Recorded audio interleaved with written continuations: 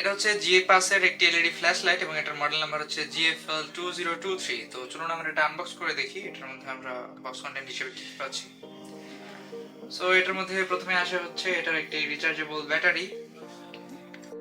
এরপর এই লাইটটাকে রিচার্জ করার জন্য একটা অ্যাডাপ্টার দেয়া আছে এবং এই হচ্ছে আমাদের জিপাসের লাইট, যেটা হচ্ছে GFL2023। এটার এখানে একটা ক্যাপ আছে, এটা খুললেই আমরা ব্যাটারি ইনসার্ট করতে পারবো just like this।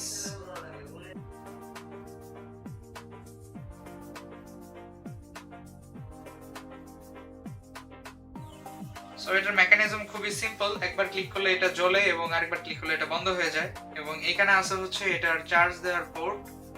এই পোর্টের মধ্যে হচ্ছে এই পিন ইনসার্ট করলে এটা চার্জ হবে।